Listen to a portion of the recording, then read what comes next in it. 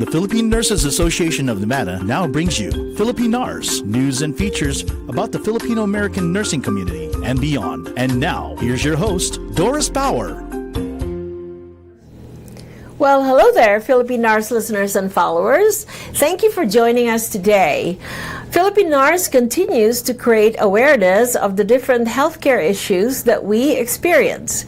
And this program is brought to you by PNANV, or the Philippine Nurses Association of Nevada, in collaboration, of course, with PHLV Radio. But we do have some exciting news. So, Philam TV here in Las Vegas, KGNG 26.8, now will also be airing Filipinars. And it will be also available on Sky TV in the Philippines. So we are very excited about this collaboration so that we can reach a wider audience with the important information that we have to share. So we're really glad about that. And today we're going to talk about foot care.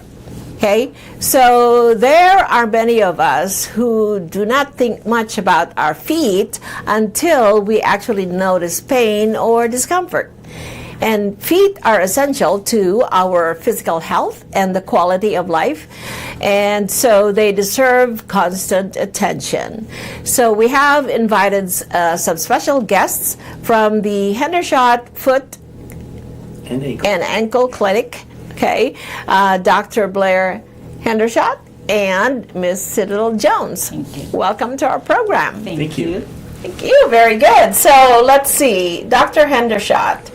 Dr. Hendershot is a foot and ankle specialist and a surgeon, and he graduated at the William M. Scholl College of Podiatry and Medicine in North Chicago, Illinois, and did his residency in Chicago as well at the Sinai Hospital. After his residency in 2019, he moved back home to Utah. You're from Utah, right? And did the mobile podiatry in Las Vegas until he decided to relocate here. So now you're local. Okay, very cool. And you now have a clinic at Eastern, right? Yes. What's the address again? 3650 Southeastern Avenue, Suite 200, Las Vegas, Okay, Nevada. very good. Do you have anything to add to that, Dr. Hendershot? No, we're just on Eastern, sandwiched between Flamingo and Desert Inn. And Desert Inn. Oh, okay. Very good. And Ms. Citadel Jones here is the administrator of the place, right? Yes, ma'am. So Citadel is a Filipino residing in Chicago, Illinois. She actually flew here just to be on this podcast. So thank you for that. Welcome. She is a business woman and currently a full-time employee of the Advocate Healthcare in Chicago, Illinois, one of the leading healthcare companies in the U.S. But you did graduate from the Philippines, correct? Yes, ma'am. Okay, and when did you come here? I came here back in 1998. 1998. It's a long time. Yeah, that's a long time. So that's very cool. Well, welcome to the both of you. Thank you. Thank you. Okay, so we're going to have some questions. We'll start with you, Dr. Hendershot. What made you decide to focus on foot care in your practice? Well, when I was 6 years old, I was hiking in the woods, and my foot got caught in a bear trap. No, I'm joking. Actually, when I gotta beat people to the punch. When I was 6 years old, though, my mom actually did slip on ice and break her ankle. I always had an interest in medicine, and that event, seeing what my mother went through, obviously fascinated me. So Sure. I have some distant relatives who are podiatrists as well, and so when I shadowed and got to see what podiatrists do, I was on board and I was interested. Very good, very good. And how long ago was that?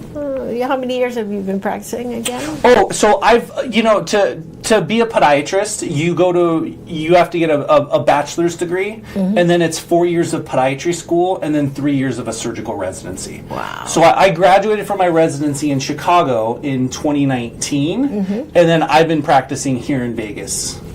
Okay, very good. From then. So From that point. 2019, and then I was at a clinic in 2020. Very good, very good. So, okay, so from a podiatrist standpoint, what are the most common foot problems? And can you describe what these are and maybe the treatments and support that are needed? Yeah, I mean, so it can range basically everything that has to do with the foot and ankle. Okay. So that can range from anything like thick fungal toenails, ingrown nails, bunions and hammer toes, neuromas, things just like calluses, and then it can range into to trauma. You can break your ankle, you can fall off the roof and shatter your heel bone. You can, and then there's a lot of any type of trauma. Even if you stub your toe on the coffee table, that's like from what's considered big to small, anything. Athlete's foot, plantar warts. Just general pain. You just wake up in the morning and your feet hurt, or your feet just hurt from being on them all day. And then there's a broad spectrum when it comes to the diabetic foot care. The problem with diabetes is, for a lot of people, it can make their feet go numb, and then they're just going to be more accident prone. Right. And then a lot of problems catch up to them before it's too late. So that what you don't want to do is have your calluses become wounds, and then that's when you get into hospitalization, amputation, problems like that. Right. So we'll hone in on the diabetic foot care in a couple of minutes, but a lot of people have ingrown toenails. What is there a treatment entailing to that, and what is that exactly? Yeah, so an ingrown toenail is just when the nail is growing into the skin. So sometimes the nail can look flat, and it's just stubborn and it's pushing into the skin. However, for some other people though, their nail can actually start to deform and form an arch. And that kind of pinches on both. It can be one side, it can be both sides, but it kind of pinches in there. Sometimes a conservative method can be done where you just trim the corner out and it just feels better. And sometimes that can be resolved with just routine care. With a lot of insurances, they cover patients coming in to have their nails trimmed every 9 weeks. But sometimes there is a procedure that can be done. The hardest part is having an injection. It doesn't feel good to have your toe injected. Yes. But to numb it up, and then what happens is the podiatrist can cut lengthwise all the way down to the nail, essentially taking a sliver out of the nail and then removing it. If you want to, but like if you pluck any hair or any nail, it's going to grow back. But so there's a chemical called phenol that it does a chemical cauterization. It just kills the nail at the root. So then that part of the nail that was removed won't grow back. So essentially you'll have a thinner nail, but over time that side where the nail is digging in is going to remodel, and you won't really most people don't notice much of a difference, but the nail will be a little bit narrower. Okay. So I have to be careful when I go to my spa to have my nails Nails removed. Okay, nails removed. So I said, just don't touch that, just because it hurts, right? Yeah. Do what you got to do, but if there's any problem, I'm here for that. Okay. Okay, that's good. What about bunions? Do we actually do surgery in those, or? Yes. Probably the best conservative treatment you can do for bunions is to wear wider shoes. Sometimes orthotics can help with that. But what happens is with a bunion is it's not just that there's a bump.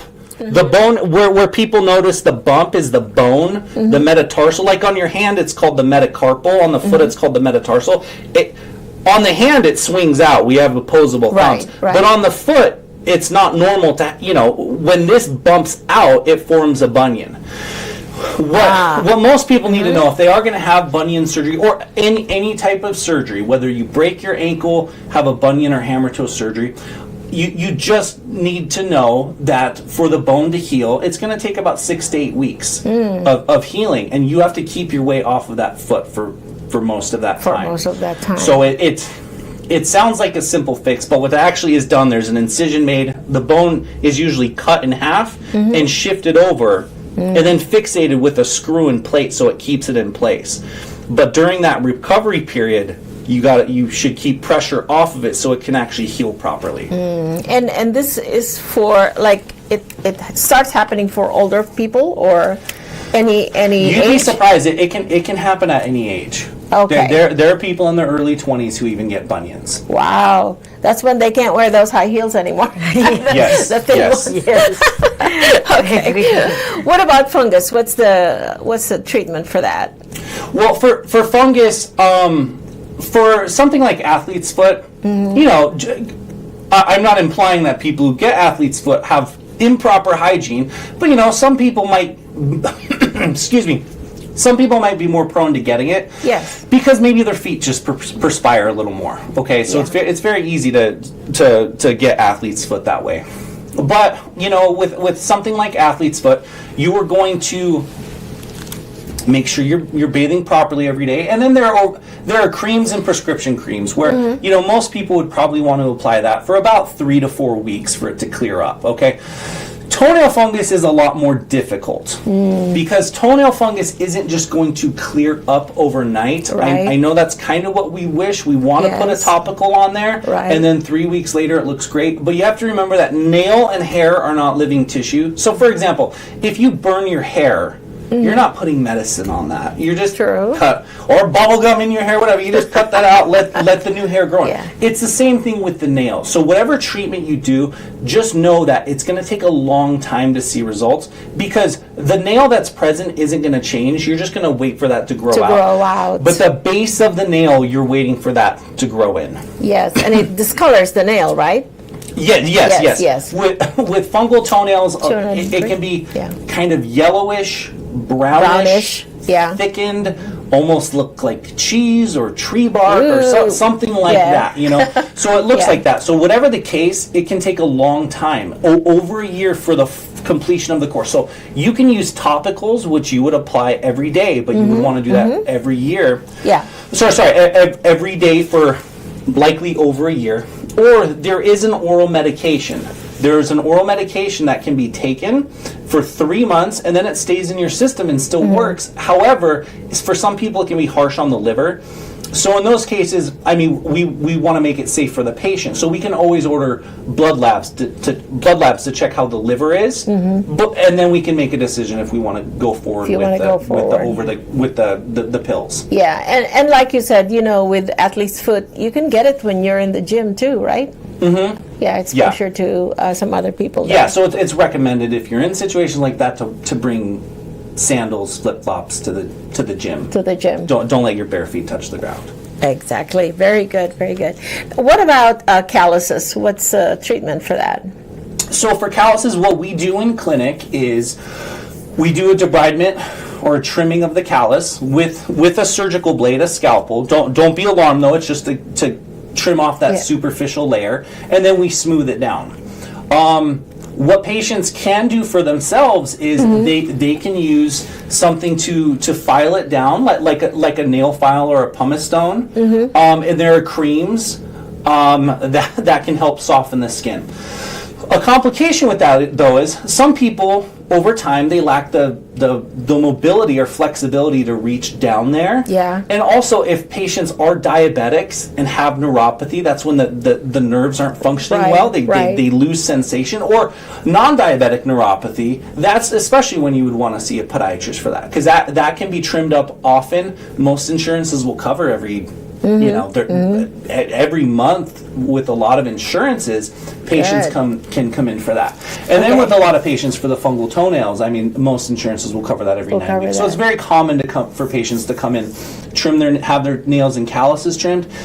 Not only do they feel better, but then it prevents a lot of these diabetic foot wounds. Yeah. And last thing I'm going to ask you is a hammer toe. What exactly is that, and what causes it? Yeah, a hammer toe is, our toes usually stay straight, but there's a biomechanical imbalance. To simplify it for a lot of people, it's just genetic. And what happens is the toe hammers like that. And for a lot of patients, there's a pad called a crest pad that they would put underneath the toe to straighten it out. Because for some people, and this isn't going to permanently correct it, but it can help you go on with your everyday living. But what can happen with hammer toes is they can just be painful. I understand people don't like how they look. But again, people can get painful calluses on the tips, or their shoe can be rubbing on top. And then especially if you're diabetic, what can happen is those can become ulcers. So there is surgery for that, where there would be an outpatient surgery where the part of the joint, the cartilage and part of the bone is trimmed away at a joint, and then the joint is fused to be straightened out. And in most cases, there's a wire that goes through the toe. Ouch. Sometimes, so, and they have to keep that in to keep it straightened out. And again, like I said, for most of these surgeries, it can be 6 to 8 weeks of a recovery period. Okay, very good. And so there is a high percentage of people with diabetes. And an important part of the plan of care for these patients or this disease is foot care, correct? So can you speak about this more?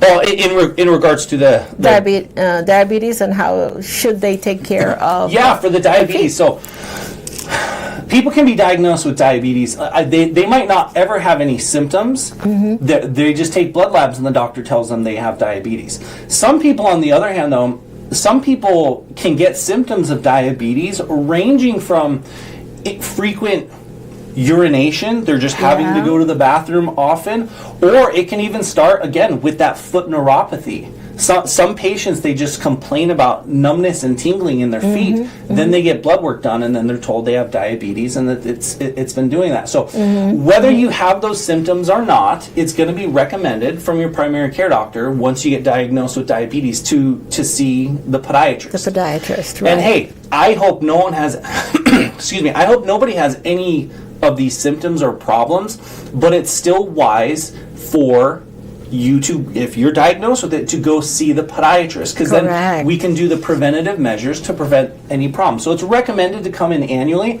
and that's great. If you don't have any problems, just come in annually to see the podiatrist so we can monitor if there are any changes happening to your feet, so you don't end up with, before you know it, you're in the hospital, with an amputation and all those type of problems. So skin integrity is really important for these people. Yes. So you don't want to be barefoot around the house.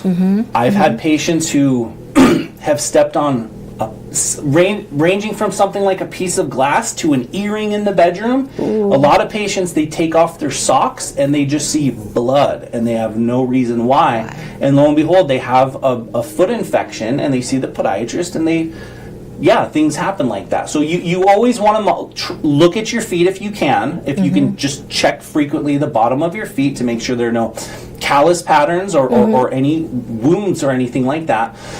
You should always have shoes on in the house, whether that's a house shoe or a protective slipper, something like that. And then have those, especially if your insurance covers it, absolutely have those nails and calluses trimmed up so you can avoid problems. You don't want to bend down trimming toenails where you don't even have sensation in them. It's very, very easy to cut yourself, and then it can lead to an infection and problems like that. So you should see the podiatrist, have the nails and calluses trimmed up. You'll look better, you'll feel better, and then it prevents a lot of those issues. Yeah, there you go. If people with diabetes, if you hear that, listen to Dr. Hendershot here. So Okay, so what can you tell us about proper foot care? Like, say, for example, what if you have arch feet or flat feet? What does that entail? Oh, yeah. So in a lot of cases, I'm just going to say treat your feet the way you would treat your hands. If you know you're going to go dig a ditch, you're not going you're going to wear some good some good gloves. Right. So when it comes to the feet, I'm not saying you have to buy the most expensive shoes out there. You don't have to buy Gucci or anything like that. But buy something that can't afford them. Louis Vuitton, I guess, if you can't. But you buy appropriate shoes that will be protective of the feet. There are great shoe brands out there that can. So, for example, if you have flat feet, when you go shopping for shoes, you can check shoe brands and see if they're pronation control. Pronation. When your foot flattens out and collapses like that, that's called pronation. When you go the opposite direction, it's called supination. So, for example, shoes will make shoe companies will make models for specific problems. Okay. But if you have a very high arch or a very low arch, where like over-the-counter orthotics can help. But if you have a not-so-average foot type, that's when custom orthotics can be taken into consideration. Okay. So a mold of the foot is taken, and then it's shaped to your foot, and so it takes tension and pressure off of certain areas, and it holds your foot in the most advantageous position to eliminate a lot of your pains. Wow. Certainly technology has really advanced with regards to foot care, Yes. right? Yes. Yeah. Okay, well, thanks a lot for those insights and for that information. Ms. Citadel Jones, I know you're Filipino. Can you tell us, let's see, how, in your experience, how do Filipino people feel about foot care? Yes, that's the thing with us Filipinos. We tend to be, we're very shy. In nature, we're very shy.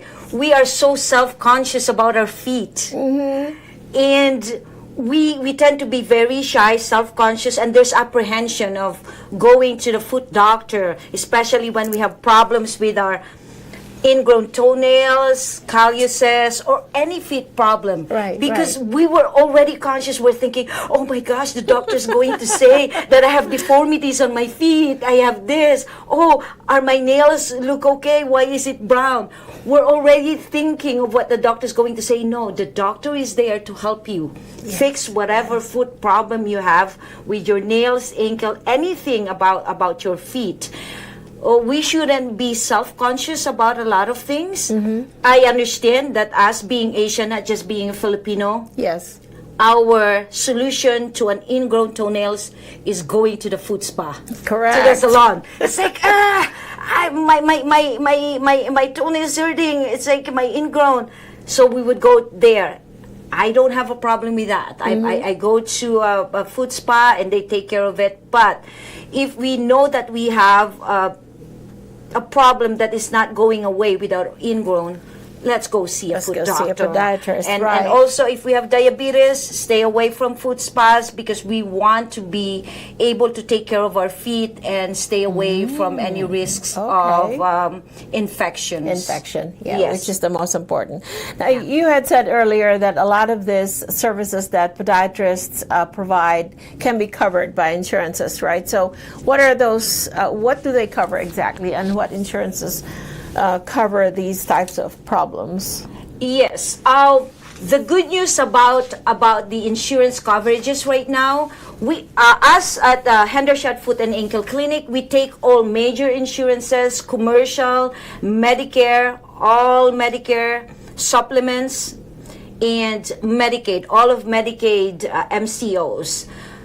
The good news is most of these insurances right now are also focusing on diabetic foot care. So they're covering all the diabetic needs for the patient. If you need to see the doctor, they will cover all those services.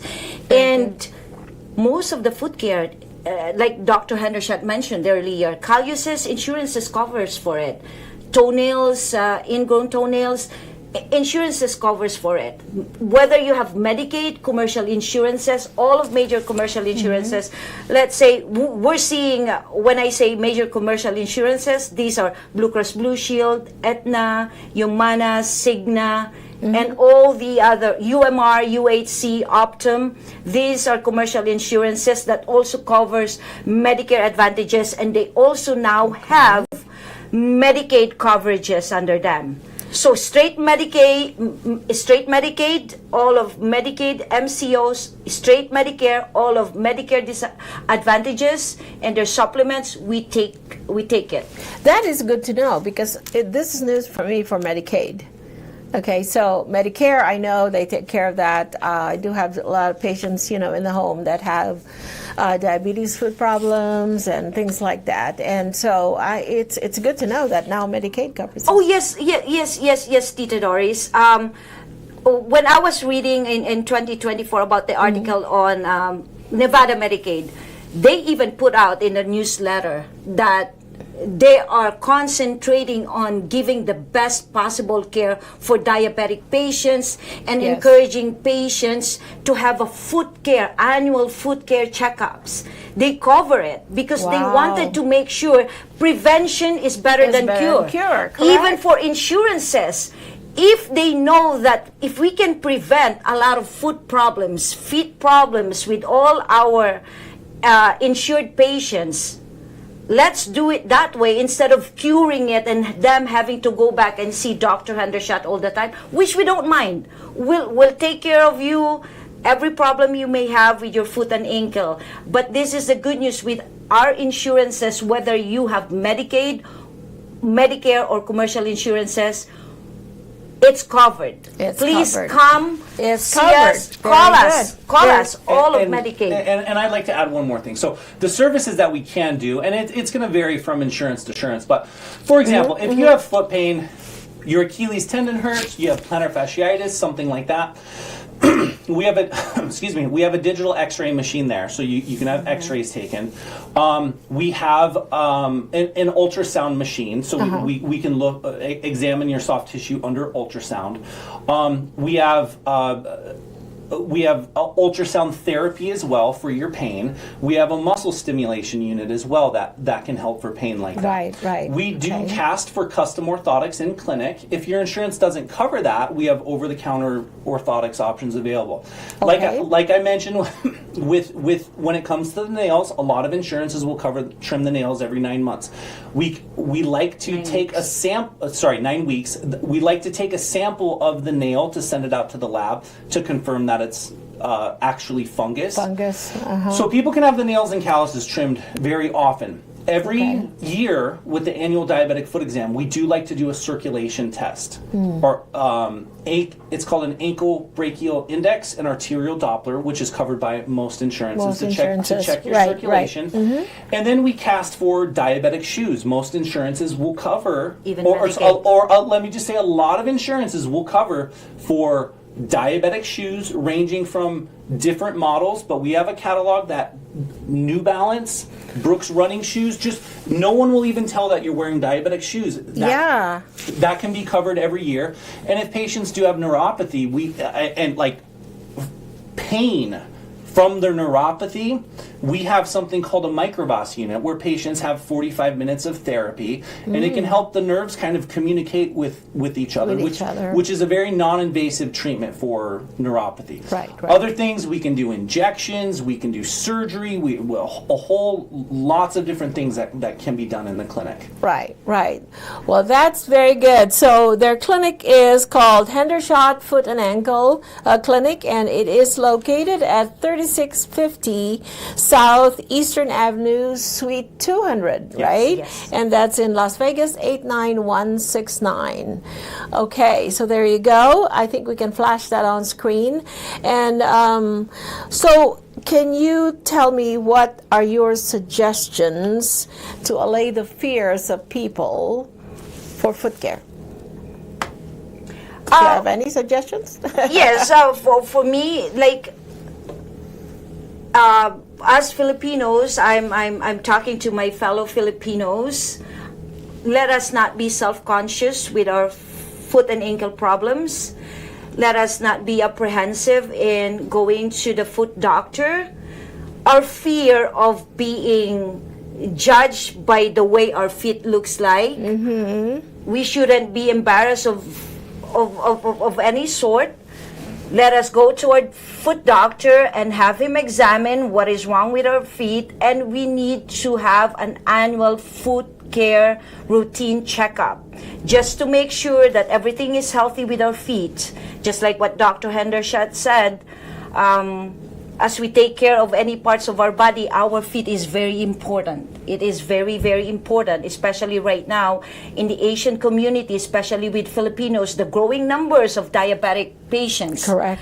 It's not, it used to be, Tita, we only see diabetic cases in elderly people. Elderly people now. Even younger ones have diabetes. Yes, And correct. it's also an alarming situation here in the U.S. It's the number one leading Not only cause for of Asians, that. Yes, correct. and most of the diabetic in the statistics are the Asian community. It's high already. It's getting high. So it's rising. It's Correct. rising, yes, correct, Tita. So please, do not be self-conscious of your feet problem. If you're feeling any pain, if there's something wrong with your feet, don't hesitate to call the foot doctor. Especially as Filipinos, we have our parents from the Philippines. If our parents does not have insurance, us at the Hendershot Foot and Ankle Clinic, and I'm sure at any other clinics, we have a special rate for you guys because we want to be able to help the patients first. Their health is very important to us. We wanted to help them first, and we will work out a term with you, a payment terms, and then we'll take care of you. And like I said, I'm very, very thankful right now that even with the Medicaid, Nevada Medicaid, whether here in, I'm talking particularly in Las Vegas, Silver Summit, all types of Medicaid, Molina, HPN Medicaid, Blue Cross Medicaid, all kinds of Medicaid, they're covering our foot care. That's awesome. And that right there is her message to the community, right?